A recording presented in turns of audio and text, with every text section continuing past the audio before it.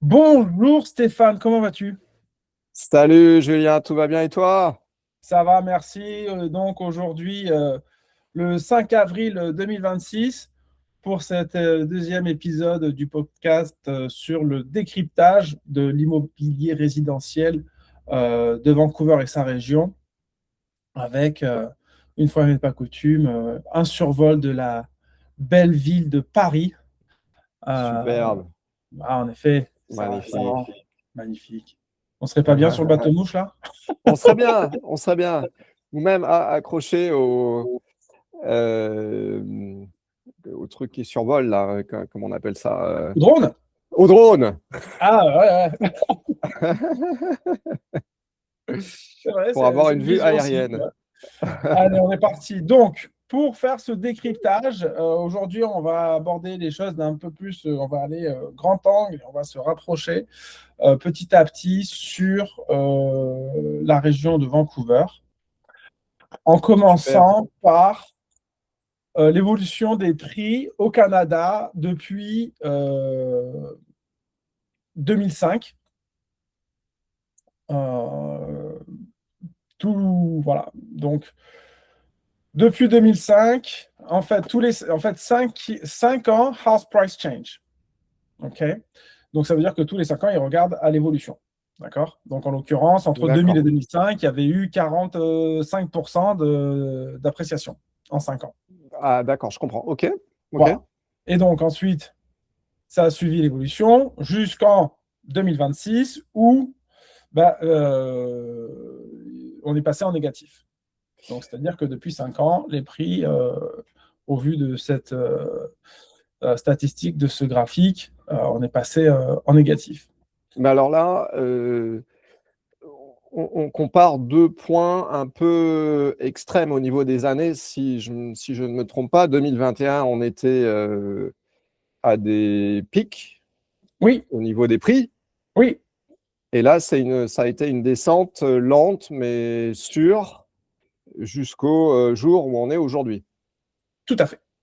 Voilà. Alors, il est bon de préciser que notamment notre économiste en chef à la BC Real Estate Association précise qu'il n'y a pas vraiment de marché canadien. Le marché canadien, ça n'existe pas. Mm. Donc, et il avait mis ce graphique pour illustrer son propos, c'est-à-dire que ça reprend l'évolution des prix avec un index à 100, une base à 1er janvier 2022, d'accord?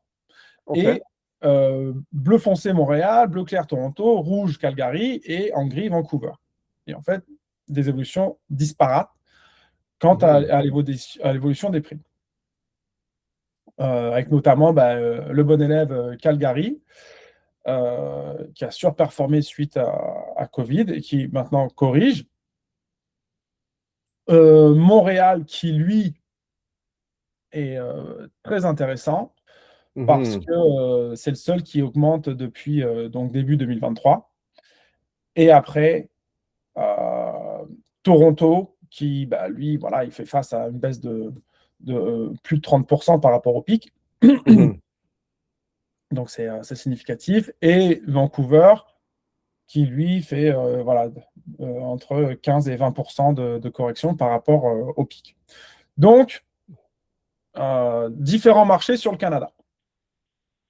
OK, donc là, voilà, on est parti Canada. Maintenant, on a fait un peu les gros points urbains. Et maintenant, on va regarder un peu l'évolution du volume de vente. Là, on n'est plus sur les prix, on est sur le volume de vente euh, sur les différentes régions de la province. OK. Avec en violet le nord, en vert Kootenay, bleu Okanagan, pardon, orange Vancouver Island et en gris Lower Mainland, qui est un peu le grand Vancouver. Okay, Mhm. OK. avec le choc de Covid, donc annonce de Covid, plus aucune vente, tout le monde a peur, c'est la fin du monde. Et ensuite, taux d'intérêt bas, nouveaux besoins de logement avec un bureau, un jardin, donc propice à un projet immobilier. Donc là, beaucoup de volume de transactions. Et depuis début 2021, une évolution en dents de scie, mais quand même une dynamique en baisse, avec le Grand Vancouver qui, lui, est celui qui présente le moins de volume de vente. Où est-ce qu'on en est aujourd'hui maintenant sur Vancouver? Donc, tu as vu, Steph? On est parti Canada, point urbain, province, et maintenant, on va Super. faire un On fait un petit zoom. point sur l'inventaire total du Grand Vancouver. OK. Donc, ce qu'on regarde, c'est un graphique qui représente l'évolution des ventes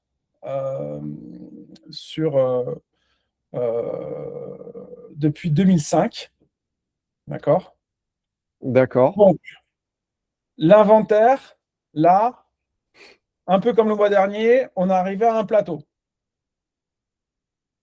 On a un très haut niveau, un niveau qu'on n'avait pas vu depuis 2014. OK? OK. À savoir que dans cet inventaire, déjà, il manque certains vendeurs qui disent, bon, il y a déjà trop d'inventaire, je ne vais pas m'y mettre maintenant, pour être clair. Et aussi la qualité de l'inventaire. Donc, toutes les propriétés ne sont pas égales.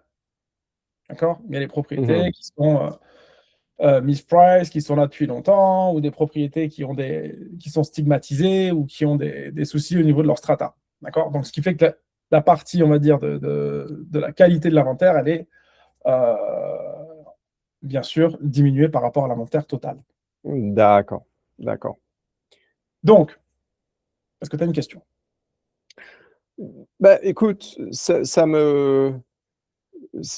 ça me fait réagir par rapport aux clients avec qui je travaille en ce moment, qui me disent justement qu'ils n'arrivent pas à trouver de biens qui correspond à ce qu'ils recherchent parce que la qualité est souvent pas bonne.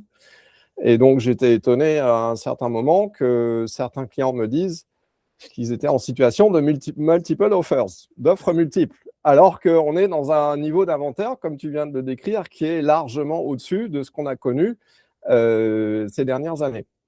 Exact. Donc, tu as Peut-être parce que répondu à la question que je me posais. Comment c'est possible?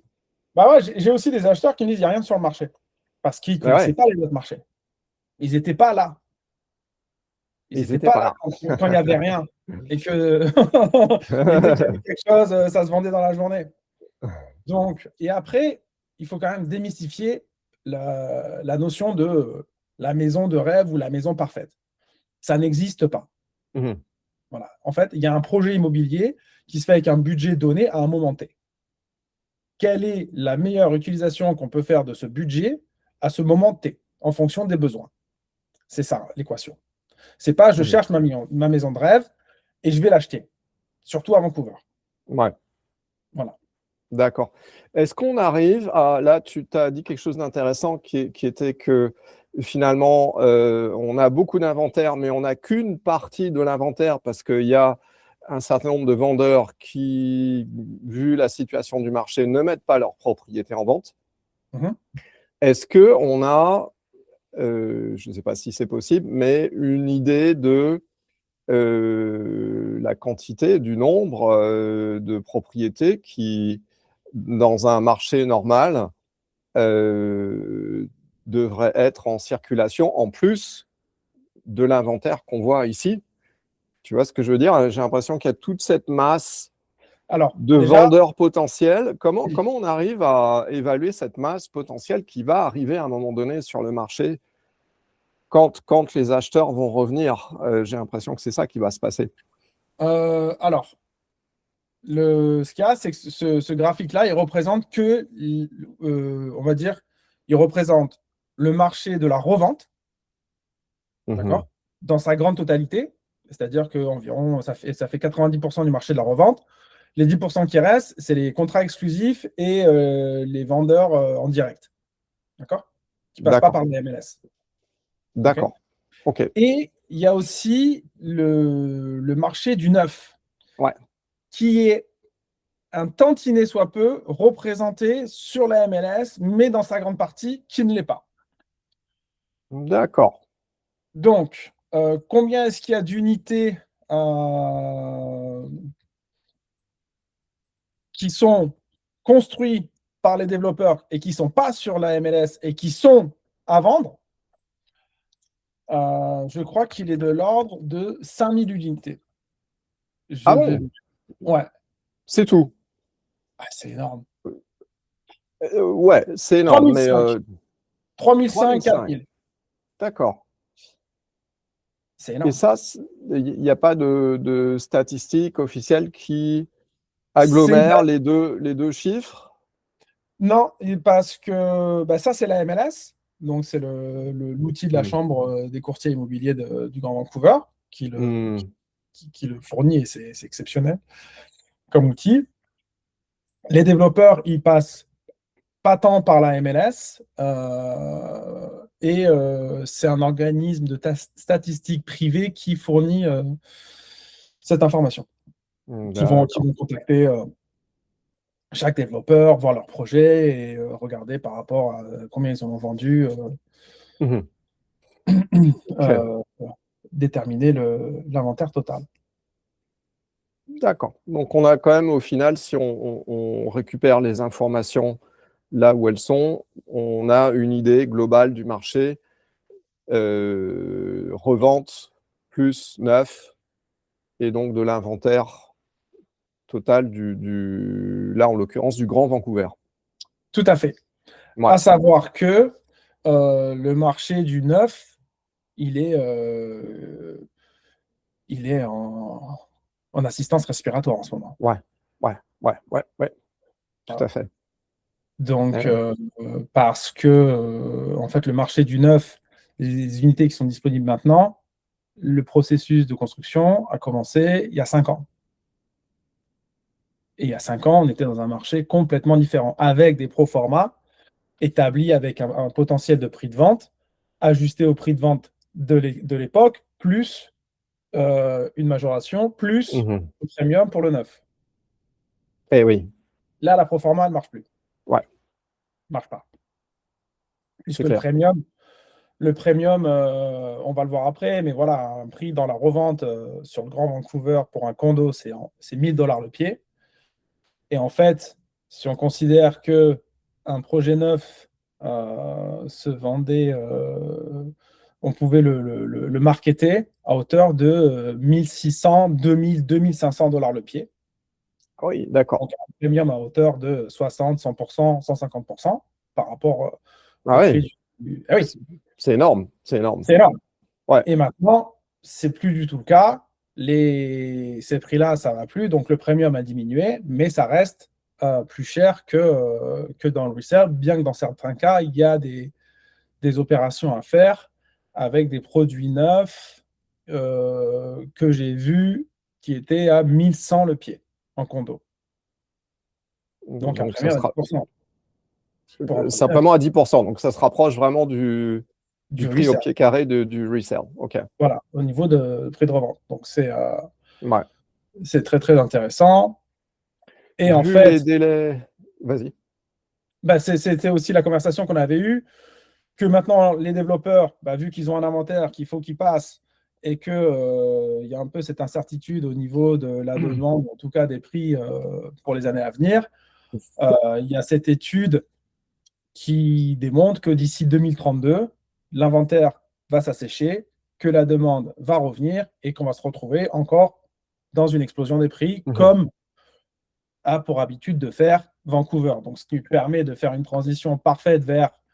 on peut aller vers l'évolution des prix, puisqu'en fait, voilà, qu'est-ce qui se passe à Vancouver? C'est qu'on est sur des dynamiques haussières importantes. Une fois ici, entre 2005 et 2008, et ensuite entre 2015... ah non, ça c'est le price per square foot, pardon. Voilà, c'est plutôt celui-ci. Donc ça, c'est le HPI Home Price Index avec, on va dire, ce que j'appelle des bursts, okay, où en fait, on prend beaucoup en appréciation en peu de temps. Donc là, c'était la période 2015 jusqu'à 2017. Voilà. Ensuite, correction. Et ensuite, deuxième burst avec celui de Covid. Et semble-t-il qu'on se dirige vers une autre augmentation fulgurante vers 2032. Ok, Le marché ok, immobilier étant ok. un marché cyclique. Ouais, tout à fait. D'accord, Voilà. très bien. Donc, on a beaucoup d'inventaires ici, comme on vient de voir. Si on regarde la demande, c'est-à-dire le nombre de ventes, le volume de ventes, ça va de mal en pire, en fait, depuis le début de l'année 2025. Voilà. On n'arrive pas à retrouver les niveaux, on va dire, même moyens. Je crois qu'on est en dessous de 30% sur la moyenne des 10 ans en termes de volume de vente. D'accord. Donc, On est vraiment, sur un marché à la ramasse. on est au plus bas. On est au plus bas. On Euh, est, euh, on est bas. et là, ton graphe s'arrête à quelle date? Ah, il y a donc, c'est les stats du mois de mars 2026. Du- Donc, c'est juste là du mois de mars. Ok, C'est ça, voilà. d'accord. Et ça continue à descendre. Voilà. Et Et c'est lissé avec une base de 12 mois pour vous présenter, on va dire, une évolution plus fluide. d'accord, d'accord. Et donc là, évidemment, on ne voit pas encore vraiment l'influence des événements qui se passent actuellement dans le monde. Évidemment, je pense à la guerre en Iran, le blocage du détroit d'Ormuz. Alors, On n'a pas encore suffisamment d'historique pour voir l'impact que ça pourrait avoir alors, je vais sur être un ces peu courbes. technique parce qu'on a éventuellement un petit peu de ça dans cette statistique. Pourquoi? Parce que c'est les statistiques du mois de mars, que le conflit a commencé le 28 février et que les statistiques sont basées sur les pending sales. Okay? Donc, les pending sales, c'est les contrats qui sont devenus firm, et définitifs. Okay? Donc, les gens qui ont pris la décision d'acheter étaient déjà au fait du conflit. D'accord. Je croyais que c'était basé sur les Donc, closing les dates, completion. les completion, mais c'est pas ça en fait. Non, c'est les pending. Ok. D'accord. Donc, on va expliquer pour les Oui. spectateurs. Quand vous achetez une maison ou quand vous la vendez, il y a deux dates importantes. La première, c'est la période à laquelle le vendeur et l'acheteur ont trouvé un commun accord et qu'il n'y a plus de conditions suspensives et que le chèque de dépôt a été déposé dans le trust account de l'agent acheteur. Donc ça, c'est les pending sales. Et ensuite, il y a la completion, donc la date de closing qui correspond au format français à la date du notaire. Mhm. Voilà. Donc, pending completion, au final, la propriété, elle est vendue. C'est juste qu'il faut que ce soit transféré au Land Title Office. D'accord. Donc ça, Steph, ouais, ça, c'est les pending. Donc, ça a pris en compte les gens qui étaient au fait du climat géopolitique qu'on connaît. D'accord. Ok. En tout cas, sur un mois. En tout cas, sur un mois. Ouais. Tout à fait. Ok. Ok. Bah, à savoir que normalement, le mois de mars, là, si on prend le mois de mars 2026 et qu'on remonte mois de mars,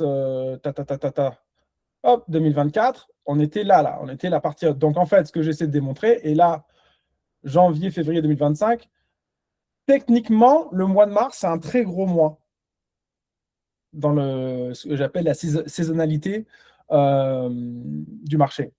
Parce que c'est le retour des beaux jours, parce qu'il y a les vacances de Pâques, parce que c'est le moment où on peut se projeter, parce que en fait, ensuite, on va déterminer une date de completion avec un emménagement plutôt vers le mois de mai-juin pour que tout soit prêt pendant l'été, qu'à la rentrée, les enfants puissent aller dans leur nouvelle école si besoin est. Ouais, oui. Mm.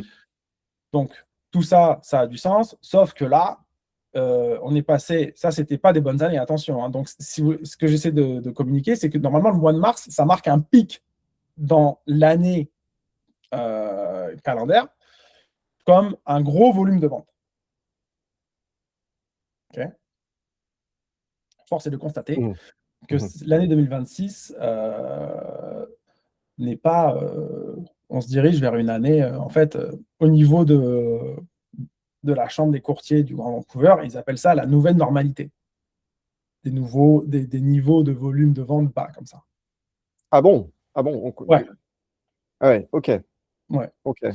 Bah, ça fait quelques années que on n'est pas retourné dans, on va dire, des volumes de vente classiques. Euh, C'est vrai. Quand on regarde la courbe, les périodes précédentes, c'était plutôt des pics qui montaient tout d'un coup pour redescendre aussi rapidement. Mais là, on est plus effectivement sur une zone de stagnation qui dure depuis au moins 3 ans, quoi. c'est ça. Et ouais, Ben, en fait, ça, c'est ce que j'appelle l'effet balle de ping-pong. On vient ouais, chercher des c'est plus ça. bas et boum, on repart. Et là, 2013, pareil. Ensuite, 2019, Covid. Et là, la balle de ping-pong, elle a été enfoncée, tu sais, elle rebondit plus correctement. C'est ça. Donc, ouais, c'est un peu pour l'instant en tout cas, the new normal, à savoir que je pense que le marché de Vancouver, il a toujours quand même ses ressources Mhm. et qu'on n'est pas à l'abri d'un emballement du marché. Ouais. Ah oui, Même si, c'est clair. parce qu'on on n'a pas la boule de cristal, et même si les différents critères de géopolitique internationale sont négatifs, c'est pas ce qui peut se passer. On ne sait pas ce qui peut se passer. Exactement. Euh, Encore plus maintenant. Encore plus On, maintenant.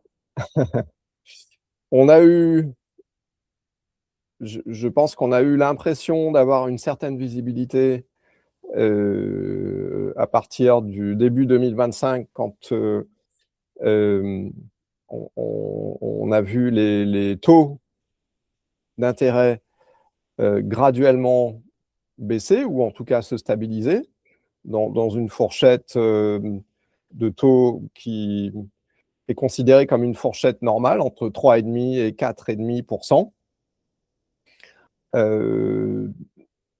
jusqu'à ce que la guerre éclate entre les États-Unis et l'Iran, et où tu avais peut-être prévu de dire quelque chose là-dessus avec l'augmentation du prix du baril, euh, l'augmentation des taux obligataires.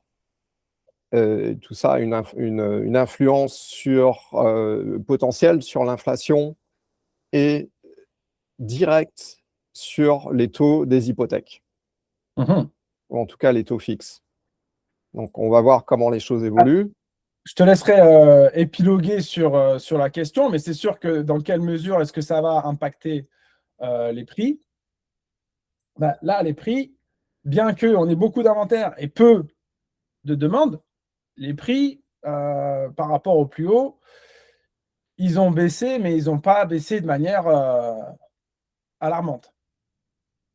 C'est étonnant, hein. C'est, bah, disons que c'est Il y a, étonnant. Comment l'expliquer? comment l'expliquer? Ben ouais, parce qu'il y a toujours peu À savoir que de ça demandes. représente le Grand Vancouver et que ça représente aussi les maisons détachées, les maisons de ville et les condos. Okay. Après, si on commence à regarder marché par marché et en fonction du type de propriété, on va avoir des plus grosses disparités. Et je le Mhm. vois moi-même à mon niveau en fonction de la gamme de prix, si c'est de l'entrée de marché ou du marché de prestige, et si c'est de la maison ou du condo. En fonction aussi, une fois de plus, des caractéristiques telles que dans le cas des condos, de la santé financière et du bâti de la copropriété. D'accord. Donc les prix, ils corrigent, mais pas non plus dans des proportions, on va dire, exagérées, Suffisamment importante, ouais. suffisamment importantes. Et même si on regarde l'évolution, donc là, c'est l'évolution du prix au pied carré sur Vancouver spécifiquement. OK. Et on est, donc le mois dernier, j'avais dit que ce mois-ci ou peut-être le mois dernier, on irait en dessous des 1 000 $. On y est Et presque. en fait, on était le mois dernier à 1 012. Ce mois-ci, on est à 1 006. À voir. Le mois prochain. Mais voilà, sur le condo de Vancouver, et une fois de plus, ça englobe tous les condos, et peu importe le condo, l'année de construction, le type de construction, la vue ou les différentes prestations qui sont offertes dans la copropriété, tout est inclus dans le même panier.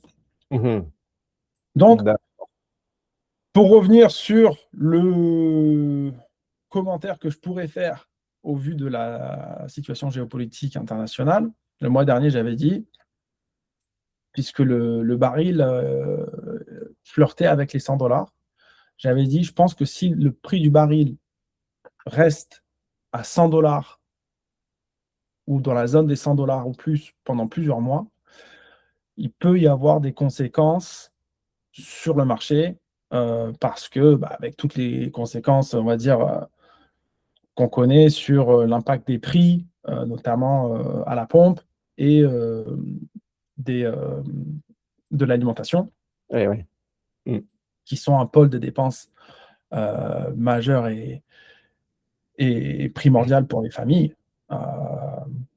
Après, je ne sais pas, ça je te laisse la main parce que je ne sais pas comment est-ce que la Banque centrale du Canada peut, on va dire, contenir l'inflation tout en ayant en tête les fondamentaux économiques auxquels les Canadiens sont exposés. Exactement. Écoute, c'est un peu là le dilemme pour la Banque du Canada. C'est que pour une situation comme ça où il y a un risque d'inflation, tel que tu l'as expliqué, avec la hausse du baril qui augmente les prix à la pompe, qui va faire augmenter les prix à la consommation en général, surtout qu'on a quand même l'impression que le conflit va durer un certain temps. Donc, on n'en est qu'au début et on va voir une inflation qui, petit à petit, va s'installer. Et comme on sait, la Banque du Canada, pour lutter contre l'inflation, augmente son taux directeur. Okay. C'est ce qui s'était passé, donc, comme on le sait tous, quelques mois ou à peu près une année après que Covid ait démarré, l'inflation a commencé à montrer le bout de son nez et la Banque du Canada a dû augmenter ses taux dans des façons de manière assez importante. Aujourd'hui, on est à un taux directeur de 2,25%, qui est considéré comme un taux neutre, qui n'a pas d'influence positive ou négative sur l'inflation et qui pourrait être amené à bouger à la hausse si l'inflation commence à augmenter de façon importante. L'autre côté de l'équation, c'est, comme tu dis, l'économie. Si justement la hausse des prix, qui n'est pas provoquée par une surchauffe de l'économie et qui n'est pas provoquée par une augmentation spontanée de la consommation du consommateur, comme toi et moi, des gens comme toi et moi, ça veut dire que la Banque du Canada se trouve face à un dilemme: augmenter les taux pour lutter contre l'inflation dans une situation économique qui n'est pas bonne, puisque l'inflation est créée par des phénomènes extérieurs qui ne sont pas liés au marché canadien spécifiquement, ce n'est pas lié à une surchauffe de l'économie canadienne, alors on risque de se retrouver dans une période de stagflation, comme on l'appelle, qui est le pire cauchemar de la Banque du Canada. Il n'y a pas de croissance et il y a de l'inflation. Qu'est-ce qu'une banque centrale peut faire dans ce cas-là? J'en suis pas sûr. J'en suis pas sûr. Et on imagine bien que si la banque décide d'augmenter les taux, ça va être très difficile pour le consommateur moyen de s'en sortir, vu l'augmentation des prix qu'on a déjà subie au cours des dernières années, qui est, si on fait les calculs, de l'ordre de 30% par rapport au prix pré-Covid. Ouais. Tu vois, c'est quand même. Ah ben moi, je t'ai déjà parlé de ma bouteille d'huile d'olive. Ouais. Et elle a subi 100% d'augmentation. 100%. Entre avant le Covid et maintenant. Et parce que, ouais, il y a certaines gammes de prix qui ont encore plus augmenté. Et moi, le pôle de dépenses que j'ai le plus en tête, c'est quand même l'alimentation. L'alimentation, moi je me souviens du prix du café à l'époque, ça avait augmenté de façon quand même assez importante. C'était aussi parce qu'il y avait eu des problèmes de culture au Brésil ou dans des gros pays producteurs de café. Vous avez eu des récoltes assez pauvres, donc ça avait augmenté les prix. Bref, il y a eu une conjoncture de plusieurs éléments qui ont fait qu'on se retrouve dans la situation dans laquelle on est aujourd'hui, en rajoutant une couche supplémentaire avec une crise du pétrole qui est en train de s'installer et donc une inflation qui va probablement revenir. Et donc, ce qu'on a constaté depuis le 28 février, qui est la date où les États-Unis ont commencé à bombarder l'Iran, c'est que les taux des marchés obligataires ont augmenté de façon très significative. Et ça a une influence directe sur les taux fixes des emprunts hypothécaires. Okay. Donc, on était, avant le 28 février, on était dans une période où les taux des emprunts hypothécaires étaient en train de tranquillement baisser de plus en plus. On était passé quand même assez bien en dessous de la barre des 4%. Voilà, merci. Super. Ça, c'est à 3 ans. Ça, c'est à 3 ans. Donc, très bonne idée de repartir sur un niveau historique de 3 ans. On voit qu'on est quand même dans une situation de taux beaucoup plus faible que quand on était en train de sortir de Covid et où on était en pleine inflation, où les taux étaient quand même beaucoup plus hauts que maintenant. Tiens, là, je l'ai mis depuis début 2000. Et donc là, c'était la zone Covid. C'est ça. Et ensuite, on était remonté. Et puis là, on oscillait en fait entre 3 et 4, même en dessous de 3. Et là, on est passé au-dessus de 3. Ça reste encore correct pour le 5-year bond yield. Ça reste encore correct. On est encore dans des zones acceptables historiquement. Par contre, dans la tête, de manière psychologique, dans la tête du consommateur, le fait que les taux commençaient graduellement à baisser, le consommateur a commencé à se dire que allez, ça va être un bon moment pour acheter, les taux deviennent acceptables. On est en dessous de 4%, surtout quand les gens ont connu des niveaux de taux entre 2008 et 2019, où on était… Ils les ont pas oubliés, nous non plus d'ailleurs. Ouais, exactement. En dessous de 2. En dessous de 2, on a même eu des taux en dessous de 1%, dans certains cas, pour les taux variables notamment. Donc là, il y a un effet psychologique. au niveau des taux qui va continuer, je pense, à freiner la demande, en plus de la peur générale qui est provoquée en fait par ce conflit.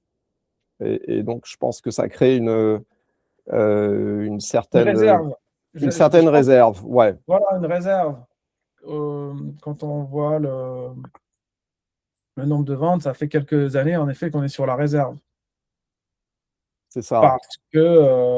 Parce qu'aussi, on se doit de souligner que les coûts liés à la propriété ont aussi augmenté comme le reste. Comme on parle, voilà, des prix à la pompe, C'est ça. le prix du caddie, le prix des assurances, le prix des utilities, tout a augmenté. Tout a augmenté. Exactement. Donc, ça devient de plus en plus difficile d'accéder à la propriété. Et l'un des paramètres qui commençait à s'assouplir, qui est donc les taux, qui aurait pu permettre, qui peut toujours le faire, qui peut toujours permettre aux acheteurs de revenir sur le marché comparé aux taux qu'on a eu il y a 3 ans où on a vu des taux hypothécaires monter jusqu'à 6,5% ou même plus. Maintenant, on est aux alentours de 4, peut-être un petit peu plus. Donc, on est quand même toujours dans une zone de taux relativement correcte, Moyenne, moyenne. acceptable, pas forcément optimisée. C'est ça. C'est ça. Donc, maintenant, j'ai beaucoup de clients qui me demandent qu'est-ce qui va se passer, qu'est-ce que tu penses que la Banque du Canada va faire. Est-ce que tu penses que les taux vont augmenter? Est-ce que tu penses que les taux vont baisser? Je pense que si on regarde les 6 prochains mois, je pense que les taux vont continuer à monter du fait du délai de l'économie à se remettre en route. Dans le meilleur des cas, on arrive à un accord, les États-Unis arrivent à un accord rapide avec l'Iran et donc les choses se remettent en route petit à petit, mais ça va prendre quand même du temps. Et dans le pire des cas, on ne voit pas de résolution immédiate au conflit. Et donc, je pense qu'on va voir les taux, de façon générale, continuer à monter. Le prix du baril va continuer à monter et ça va avoir un impact direct sur les taux des emprunts. Mmh. Et par conséquent, sur le coût d'acquisition. Et par Euh, conséquent, sur le coût d'acquisition. Ouais. ouais. Voilà. Donc, ce que j'essaye de dire à mes clients, c'est qu'on peut essayer de faire des prévisions à 6 mois, à 1 an ou même plus, ou éventuellement à plus court terme. Mais en fin de compte, tu te retrouves toujours face à des situations économiques ou des situations dans lesquelles on est aujourd'hui que tu ne pouvais pas prévoir, qui va avoir un impact sur les taux que tu n'avais pas prévu, et que donc, peut-être que l'une des solutions, c'est de ne pas forcément prendre sa décision par rapport à l'évolution des taux et essayer éventuellement plutôt de travailler vers un projet immobilier qui correspond à ce que tu veux pour toi, pour tes enfants, plutôt que de faire venir en premier les considérations économiques dont tu dois tenir compte. Mais c'est très difficile de toujours essayer de prévoir ce qui Mmh. va se passer. Et il y a des solutions éventuellement qui peuvent permettre de réduire l'impact de toutes ces fluctuations que les gens peuvent mettre en place dans certaines conditions. Donc, en tant que mortgage broker, comme tu sais, j'ai accès à tout un tas de prêteurs qui ont des solutions différentes. Alors, on va expliquer pour les spectateurs, pour l'audience, la distinction entre moi, ce que j'appelle un mortgage spécialiste, qui est en fait un employé d'une banque donnée qui va avoir accès aux produits de la banque, et un mortgage broker qui est en fait, lui, un agent qui va aller chercher parmi beaucoup d'autres institutions financières tous leurs produits pour trouver le produit le plus adapté au client et à son profil. Exactement, c'est ça. Voilà. Et donc, toi, tu es mortgage broker. Donc, à la différence d'un mortgage spécialiste, on va dire, d'une grande banque type RBC, TD, Scotia, où lui, il va avoir accès, on va dire, à une quinzaine de produits, entre les variables, les fixes, et en fonction de la durée du terme. Et toi, en tant que mortgage broker, tu as accès à combien de produits environ? Je dirais même un mortgage spécialiste qui travaille pour une banque, en fait, il a accès à un produit. Ah. C'est la banque. Oui, mais la banque, elle a plusieurs produits.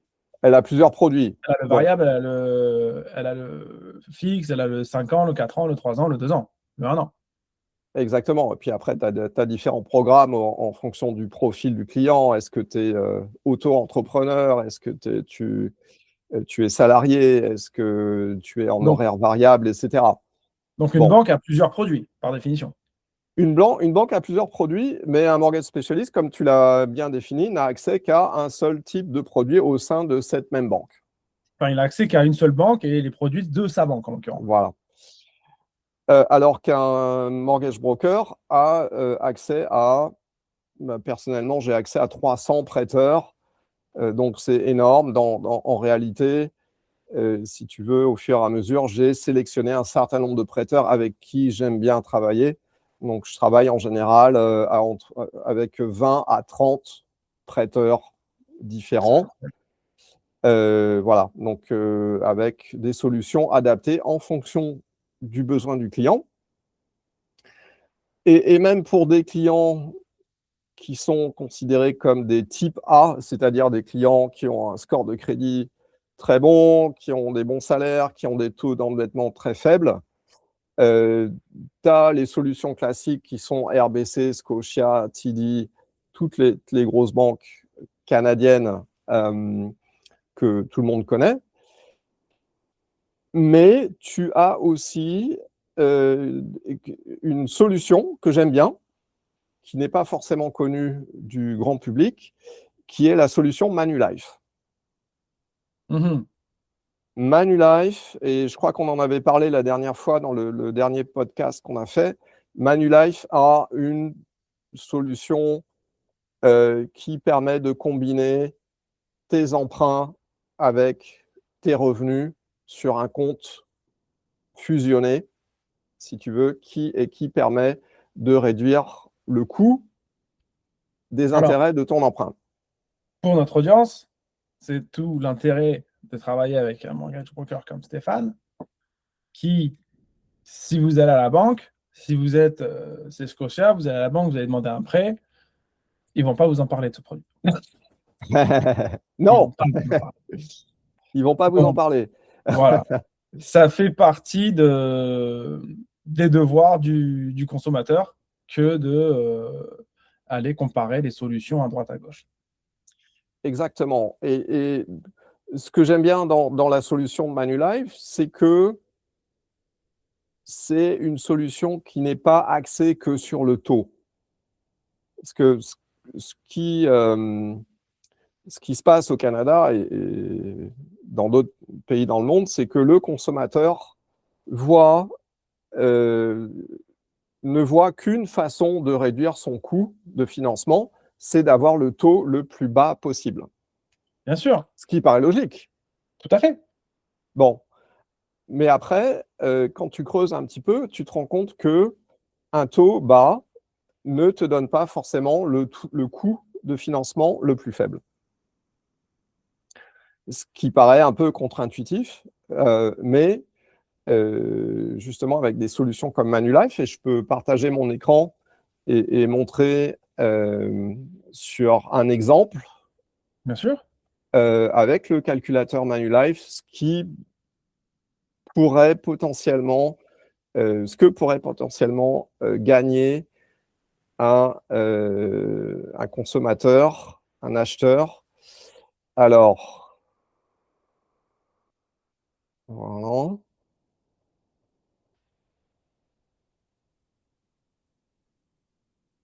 Voilà, tu vois mon écran? Oui. OK. Donc, je vais aller vite. Parce qu'il nous reste 10 minutes, hein, c'est ça? Manulife Bank, tout le monde connaît Manulife, c'est une grosse société d'assurance, 80 000 personnes dans le monde.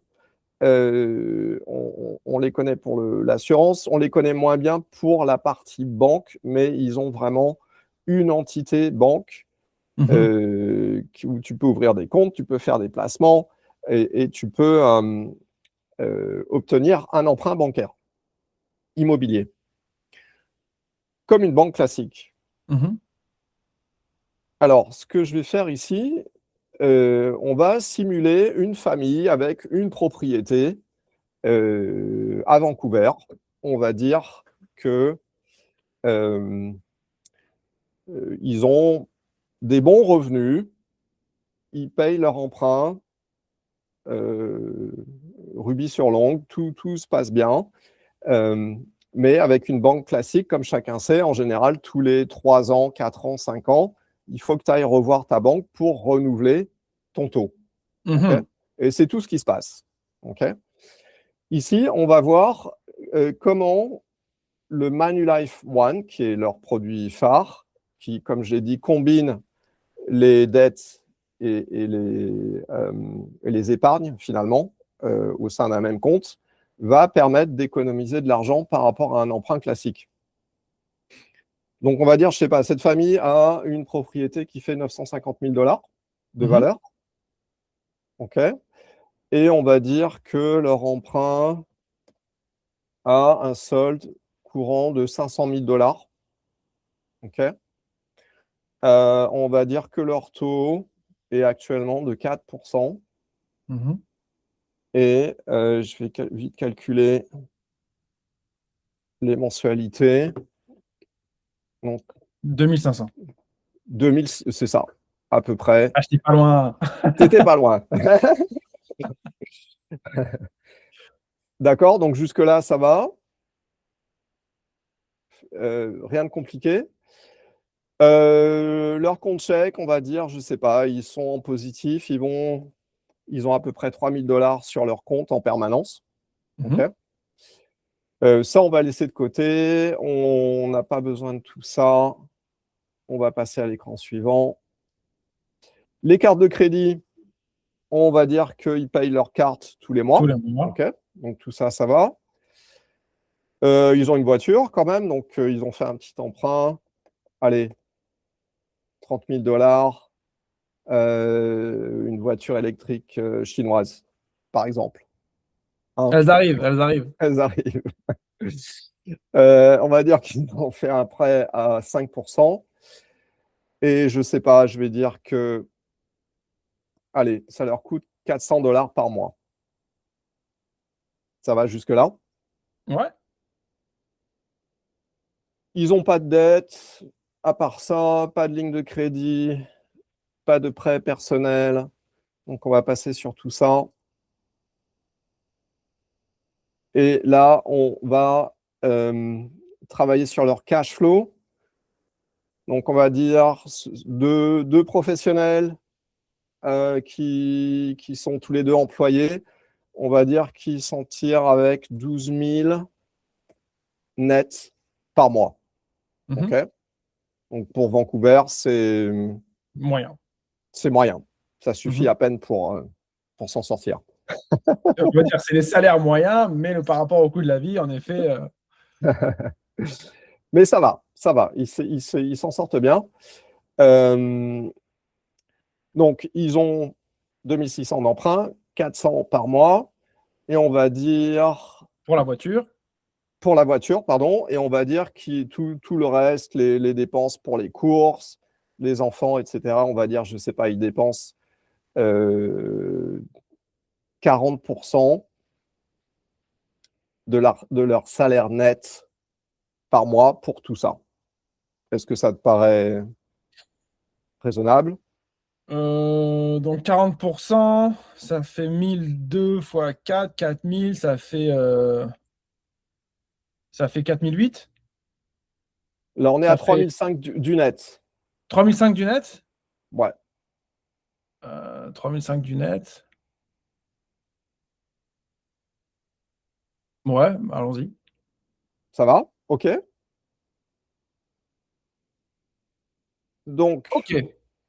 voilà les résultats. Donc, ce que fait le calculateur Manulife, c'est comparer ton emprunt Si c'était avec un actuel. prêteur traditionnel. Si c'était avec un prêteur traditionnel, tu es sur 25 ans, en imaginant que tu sois à 4% d'intérêt sur les prochains 25 ans, ce qui n'est pas forcément la vérité, mais on est obligé de prendre une hypothèse, tu te retrouverais à payer 295 000 dollars d'intérêt sur ton emprunt.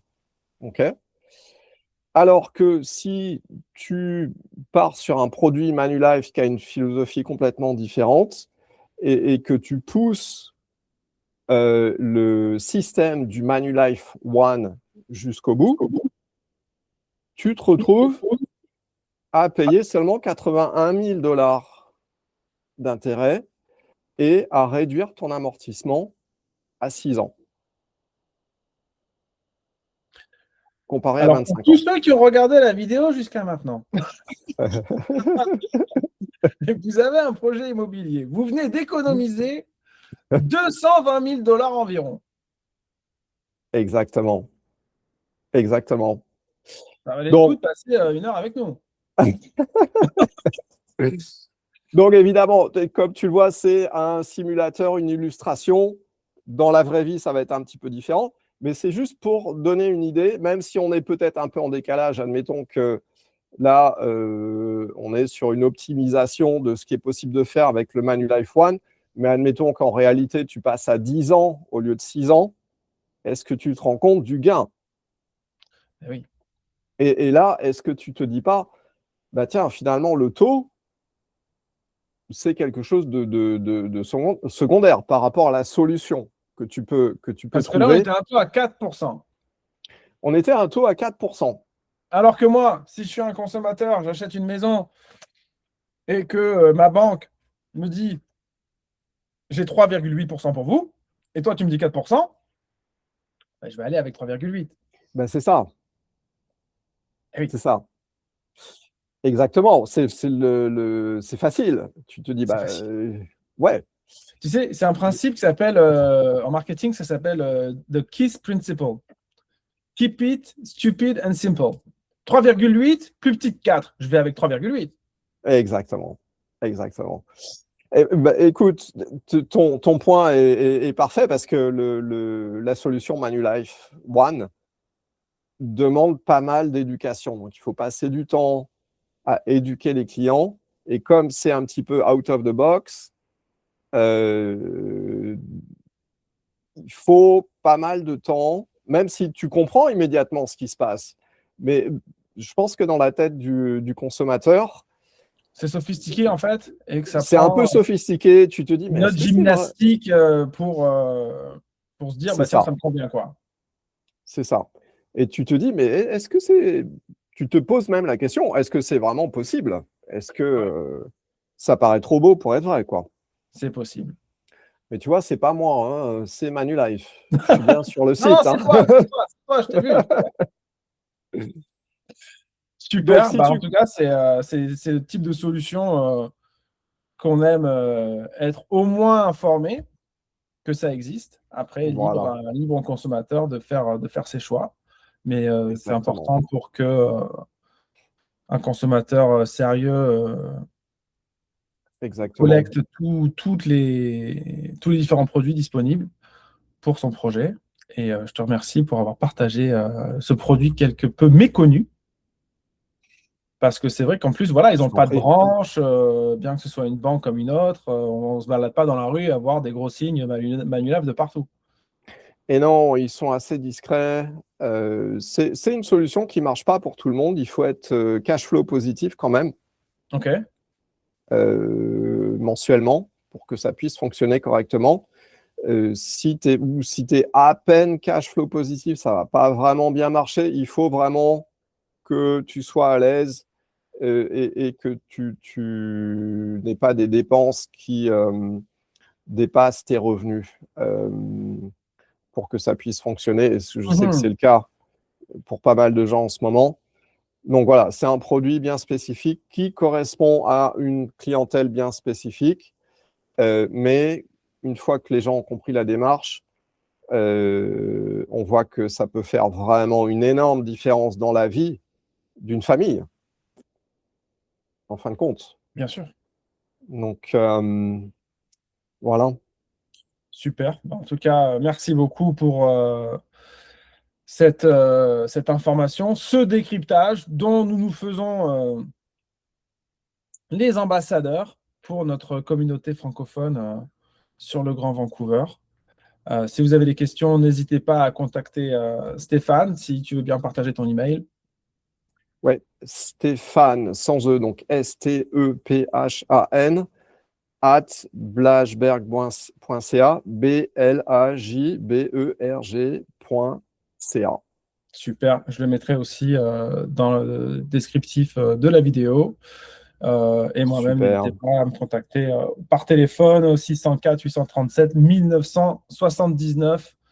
Voilà, pour toute question, ça peut toucher n'importe quel aspect de l'immobilier. Et peu importe son avancée, si vous êtes au début, si vous êtes plus proche, si vous êtes déjà propriétaire, que vous avez des questions, que vous avez notamment en termes d'optimisation. Stéphane et moi avons aussi des contacts dans l'optimisation pour les successions et tout ça. Voilà, on aime faire partie de la solution, donc n'hésitez pas à nous contacter. En tout cas, j'espère te voir très bientôt et surtout le mois prochain pour la suite de la saga de l'immobilier de Vancouver. Steph. Avec, avec grand plaisir. Merci, Julien. Super. Merci à toi. Bon après-midi. À À plus. très bientôt. Salut, Merci. bye.